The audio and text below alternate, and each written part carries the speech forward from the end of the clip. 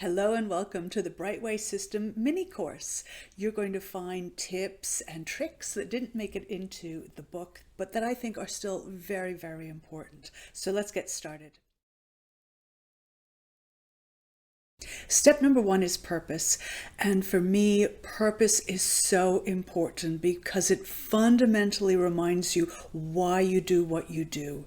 When you know your purpose, it gives you an incredible amount of energy. Why?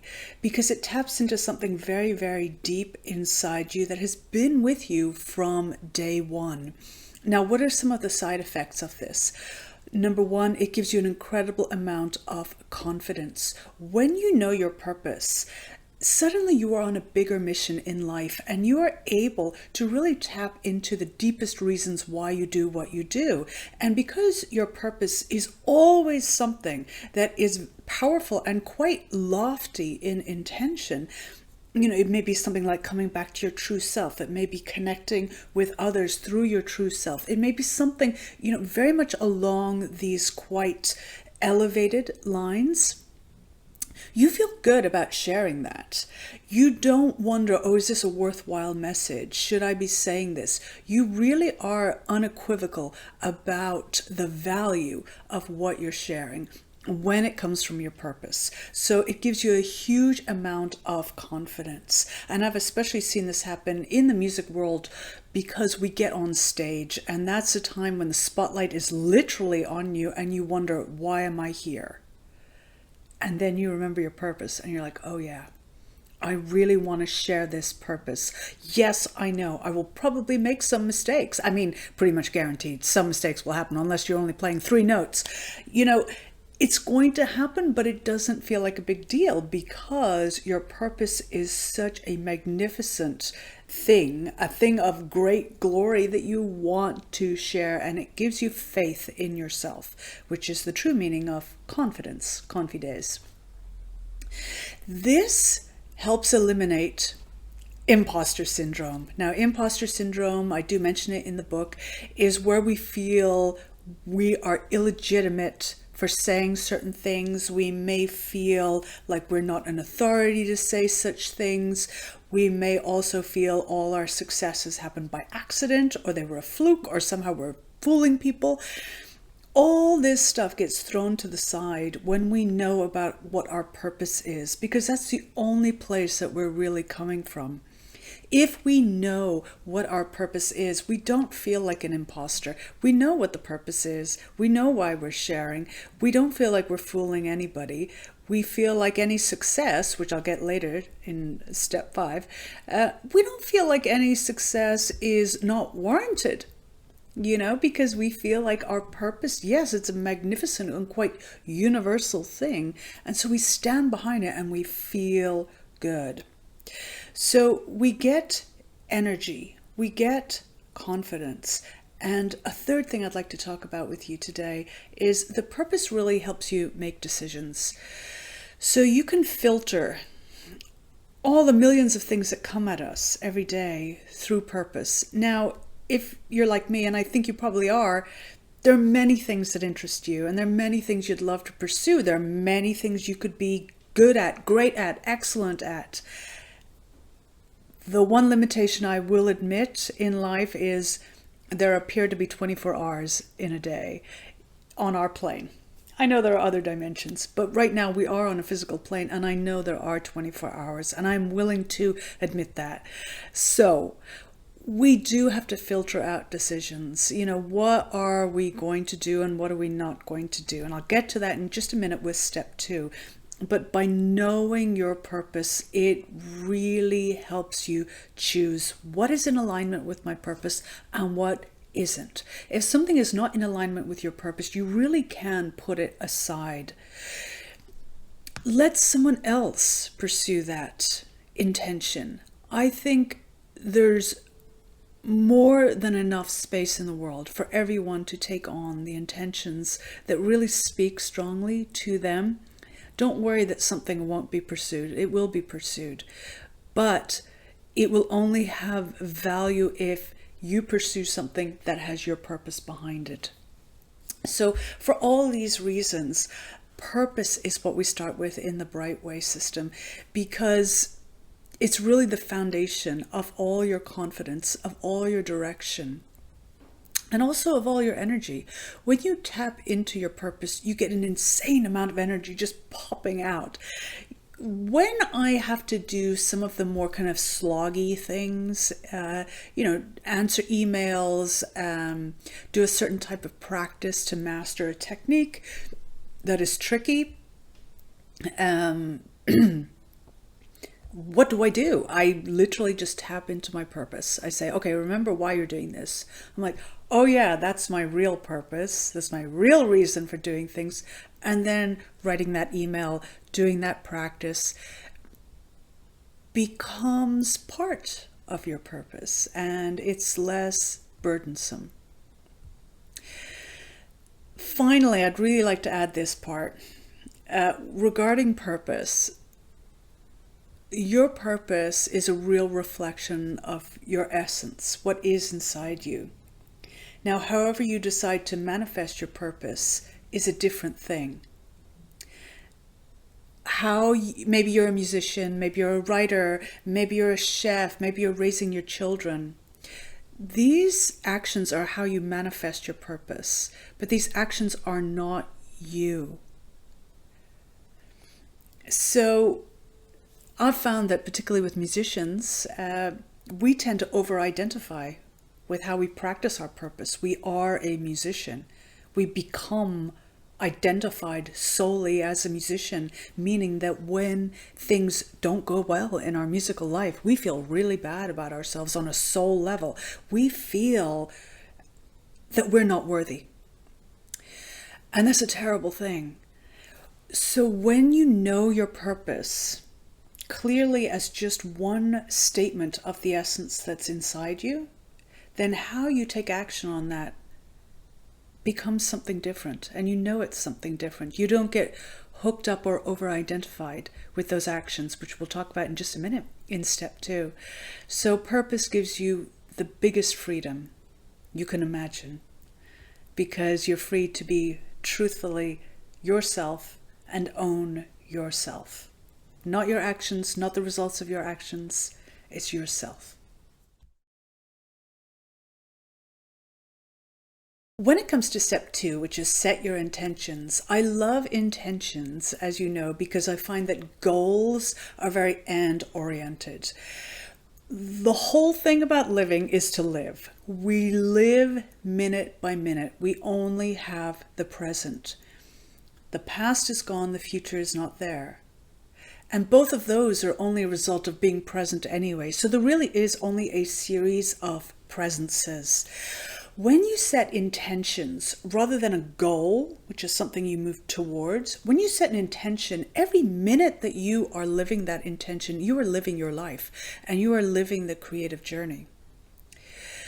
By living an intention rather than a goal, you stay present and available for everything that's happening to you at that moment, all the learning that's available, all the joy that's available, all the feedback that's available. So your inspiration and your progress accelerate as a result. When you focus on having a process rather than a product, you actually end up with a better product in the end. I don't know if you've had this experience of being really obsessed with an end goal. It must look like this. It can only look like this. And so we move towards that goal without noticing all these other options that opened up to us on the side, options for other types of learning, other types of input, other types of inspiration. We did not see them. We did not take the cues because we were just hell-bent on that particular goal. And so we lost out on a lot. Therefore, ending up with an inferior product.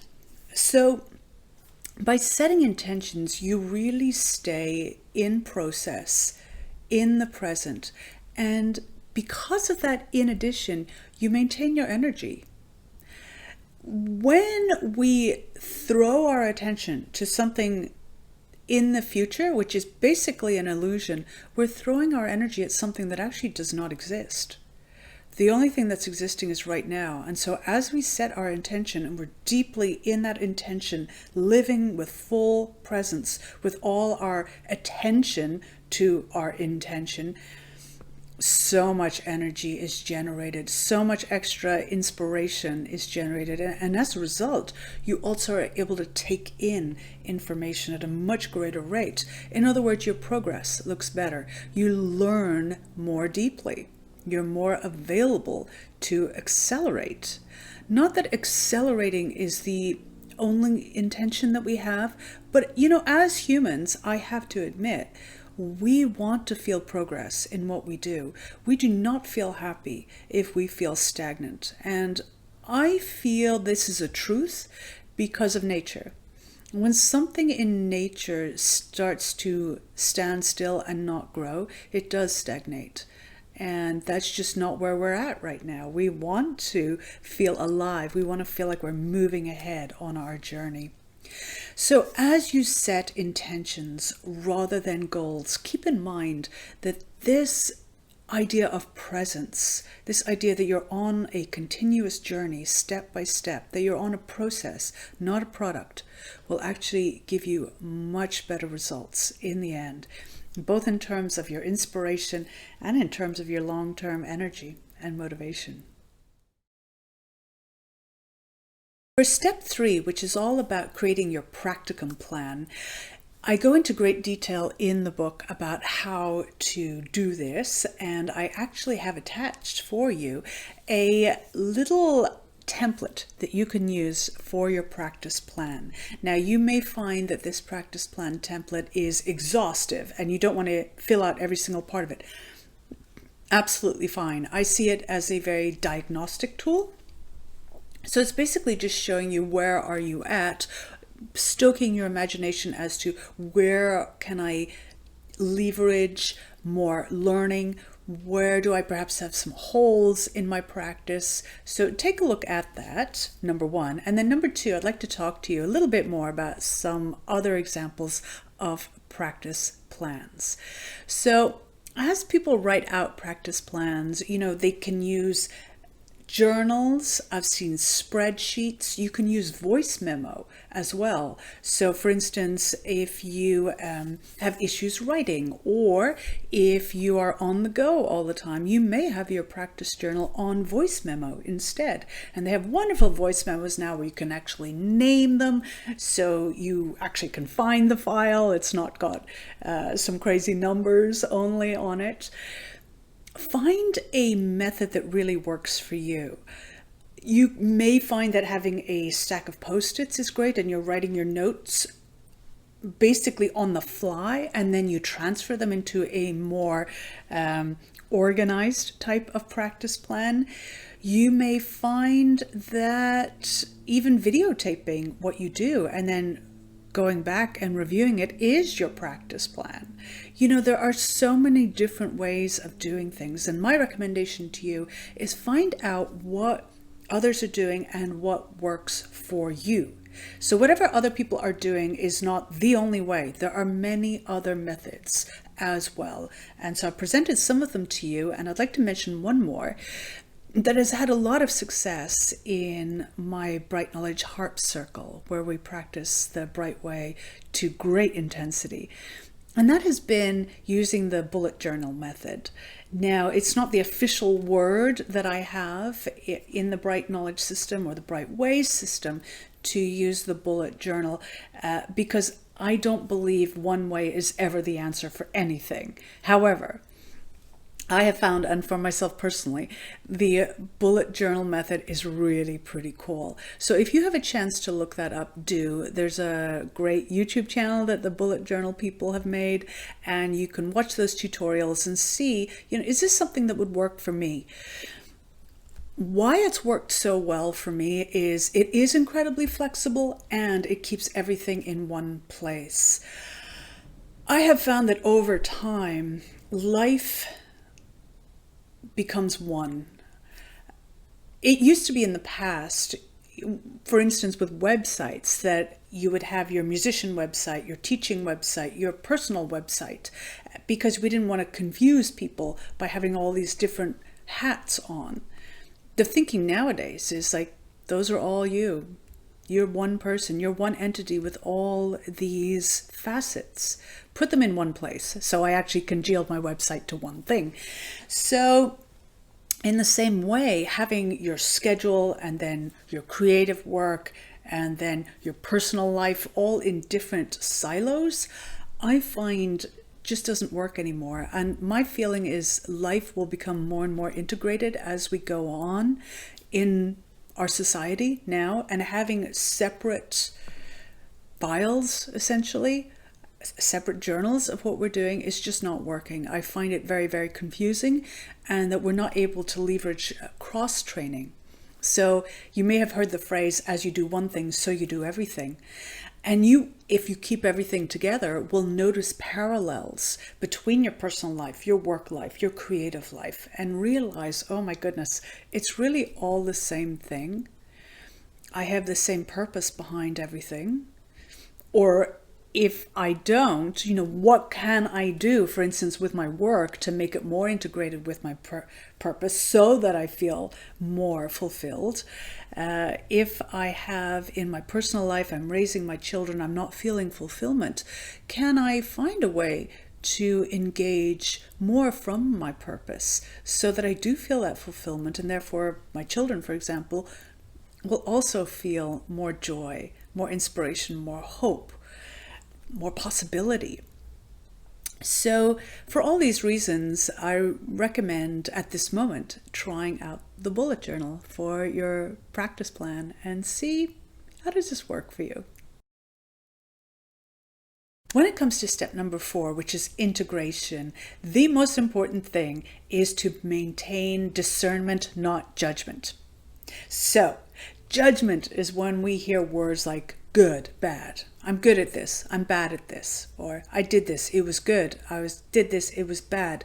These are blanket terms that have actually very little insight and value. Number 1, if we say something's bad, we feel bad, and that is so demotivating. And once we get demotivated, this is kind of the end of the story, right?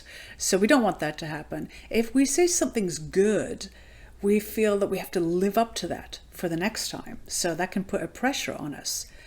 Instead, when we use discernment, we say, is this working or is this not working? And that's all. So if it's working, we're like, yeah, it's working. I'm glad it's working. Why is it working? So we even go deeper into it. So rather than, oh, something's good, end of story, we say, it's working, and why? When you know why, then you can start amplifying what it is that is working, and therefore you get a lot more results, you get more inspiration, progress happens. When we say the other side of the coin with discernment, it's not working, we also say, why? We still can be active rather than, oh, that was bad, and let me just count the ways that that was bad. That stuffs us cold in our tracks. Instead, we say, okay, it's not working. I wonder why. And in our system, we apply the 5 essential elements of artistry, learning, technique, community, and inspiration. Because when something's not working, we often do get frustrated, and it's hard to know, okay, where do I start in finding out why it's not working? The 5 essential elements are these pre-made tools that you can use immediately to jumpstart your inquiry as to why the thing is not working. And if those don't work, and I detail how they can work in the book, if they don't work, then reaching out for help is key. Community is a huge part of the Bright Way system. And honestly, it's a huge part of how humans evolved. I saw a very interesting documentary where they were talking about Neanderthals and Homo sapiens. And actually, I got my DNA results. It turns out I'm slightly less than 4% Neanderthal. So I was very happy to hear that Neanderthals appear to have comparable intelligence to Homo sapiens. However, they had tiny communities. Homo sapiens were living in groups of about 150 people generally, where Neanderthals, very, very tiny groups, less than 13 often. And they showed how tools evolved over time in the two communities, and that with Neanderthals, the same tool kind of stayed the same for literally millennia. Whereas with Homo sapiens, the evolution of their tools was rapid fire. And they said in the documentary that it was because they had bigger communities. They were getting more feedback about the tool. More people were using the tool. As soon as an evolution happened with the tool, everybody saw it and started implementing it. And so this proves to me how it is collaboration, not competition, that drives progress forward. So for all of these reasons, using discernment along with community is key for your integration. Finally, we get to step 5, which is fulfillment. And I have to say, even though this is the most fun step in most ways, as I say in the book, it is also the most avoided practice. People will tend to gloss over this step to a large degree. And it's so unfortunate because it's absolutely critical to everything you do on your creative path. You must practice fulfillment.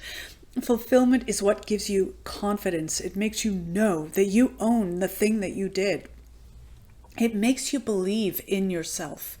If you don't believe in yourself and you believe that all your accomplishments are either a fluke, fooling other people, or that they didn't happen, really, it's very hard to have motivation. It's very hard to feel like going on with your creative life.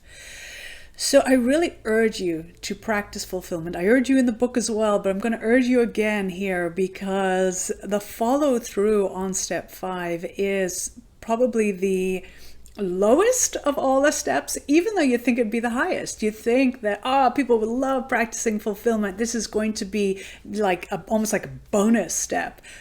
But in reality, what I've found over working this system with hundreds of people is, if not thousands, is that they overlook fulfillment. And I'll tell you, never once have I seen, not even once have I seen anybody be unhappy with taking this step.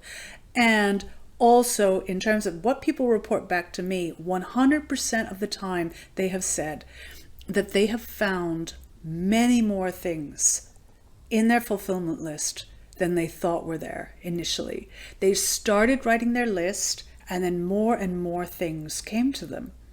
There were many things they forgot. And this is also part of human nature. We're problem solvers.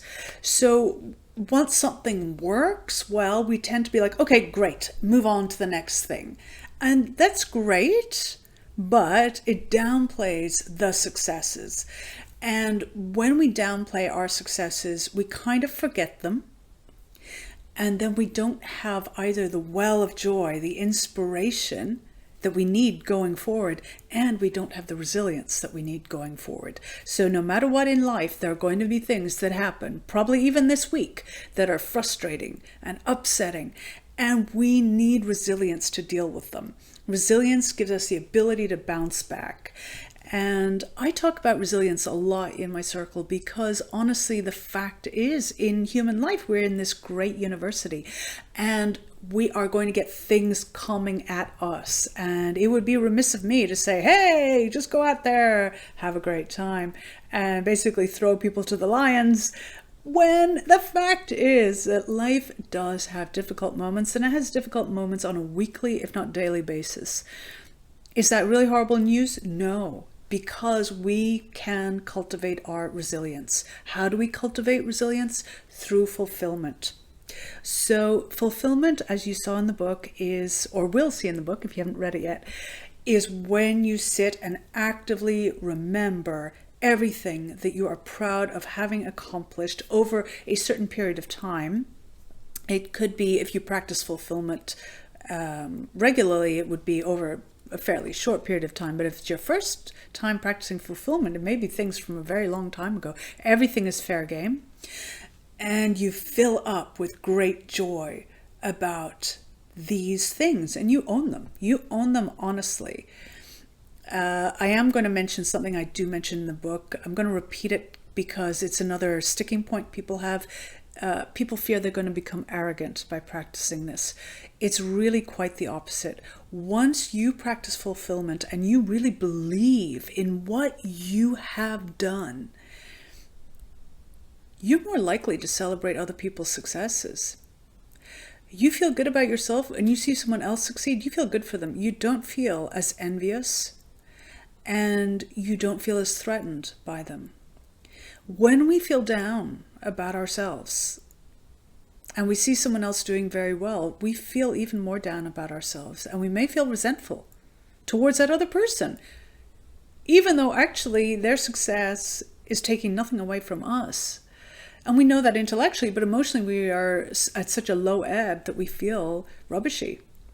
We can counteract this, and we can, by practicing fulfillment, become really pleased with what we've achieved and really able to celebrate other people's successes as well. So quite the opposite of arrogance. So I urge you to practice fulfillment. And I want to give you one other tip. Although fulfillment is step 5 in the Bright Way system, the fact is, I'd like you to practice it regularly at any point in your life. I'd like you to practice it on a daily basis. Really celebrate what it is that you feel proud of having accomplished. It's going to give you more inspiration, more joy, more motivation. It's going to give you resilience, and it's going to make all your relationships with everybody else and also with the planet itself so much more sustainable, so much more fulfilling, and you're going to be a bright light in this world. So go forward and shine your light. I want to see that. I believe in you. I want a world where people feel that they are this bright energy, because that's what they are. I mean, they are that inside, and I know that for sure. I just know that people can't really see that inside themselves sometimes. So my ultimate aim for the whole book and the whole system is that you encounter your brightness inside yourself, and that we all walk the bright way together. Thank you for being on this journey with me. Bye.